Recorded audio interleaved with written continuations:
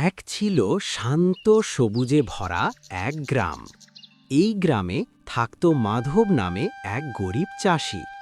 নিজের বলতে তার কিছুই ছিল না, না জমি না টাকা, শুধু ছিল পরিশ্রম করার শক্তি।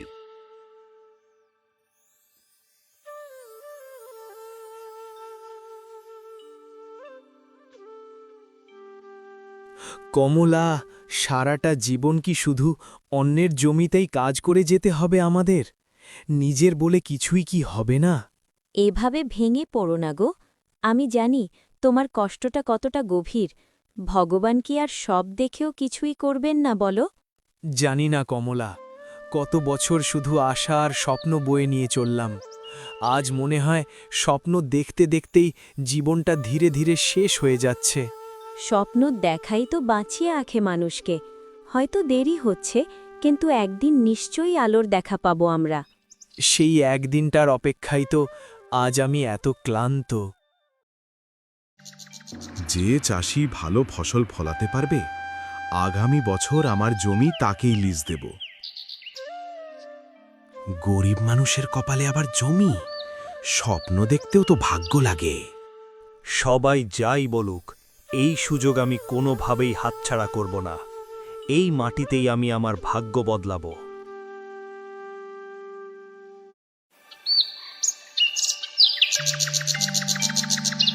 মাধব দিন-রাত এক করে কাজ শুরু করল।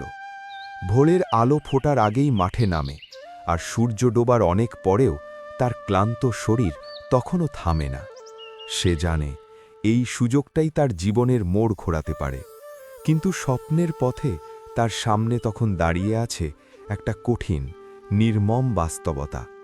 বীজ কেনার মতো কোনো টাকা তার নেই। খালি হাতে দাঁড়িয়ে মাধব আকাশের দিকে তাকিয়ে শুধু ভাবতে থাকে, এত কাছে এসে স্বপ্নটা কি আবার হাতছাড়া হয়ে যাবে?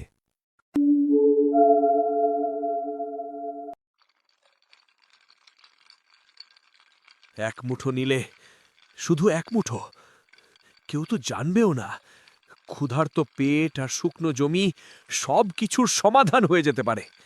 মাধব, সহজ পথে পাওয়া জিনিস সবসময় ঠিক পথের হয় না। অন্যায় পাওয়া ফসলে কখনো শান্তি থাকে না। সে ফসল ঘরে আসে ঠিকই, কিন্তু মনটা খালি হয়ে যায়।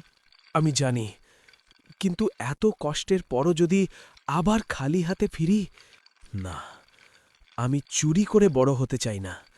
আমি এমন ফসল চাই যার দিকে তাকিয়ে মাথা উঁচু করে দাঁড়াতে পারি। সৎপথ কঠিন হোক, আমি সেই পথেই লড়ব।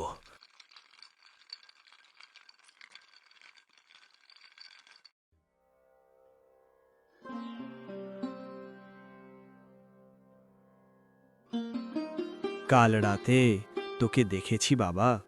অন্ধকারে সবাই যখন ভুল পথে যেতে পারে, তুই তখন নিজেকে থামিয়েছিস। এই সময়ে এত সততা খুবই বিরল। ভগবান তোকে খালি হাতে ফেরাবেন না বাবা। এই বীজ নে, এটা কোনো দয়া নয়, এটা তোর সৎ মনের উপহার।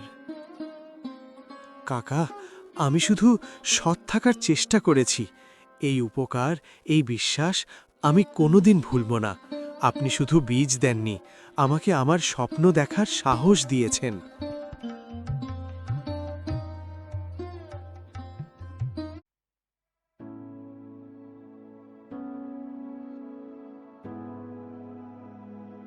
এমন ফসল আমরা জীবনে কখনো দেখিনি।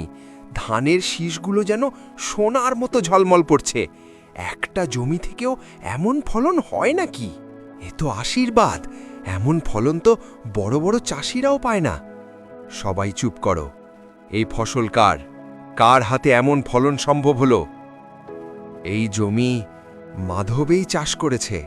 মাধবের, এই ফসল মাধবের। এই জমি আজ থেকে তোর, মাধব। কারণ তুই শুধু ভালো চাষি না, তুই প্রমাণ করেছিস তুই একজন ভালো মানুষ। ফসল সবাই ফলাতে পারে, কিন্তু সততা ধরে রাখতে পারে কজন? আজ আমি তোকে জমি দিচ্ছি, কিন্তু আসলে আমি সম্মান দিচ্ছি তোর সৎ মনকে। কাকা, এই জমি শুধু আমার একার না, এটা সেই বিশ্বাসের যা আমাকে অন্যায় থেকে ফিরিয়ে এনেছে। এটা সেই শিক্ষার যা আমাকে মানুষ হিসাবে বাঁচতে শিখিয়েছে। এটা সততার জয়। দেখলে মাধব, সৎ থাকলে দেরি হয় ঠিকই, কিন্তু ফল কখনো ফাঁকি দেয় না। যা দেরিতে আসে তাই অনেক সময় সবচেয়ে মিষ্টি হয়। হ্যাঁ কমলা, আজ সত্যিই বুঝলাম শেষ দানার হিসাব সবসময় ঠিকই মেলে। যে সৎ থাকে তার প্রাপ্য পথ হারায় না। লোভ মানুষকে অন্ধ করে, আর সততা মানুষকে পথ দেখায়। সৎ পথে যে চলে তার যাত্রা হয়তো ধীর, কিন্তু ন্যায় একদিন ঠিকই জয়ী হয়।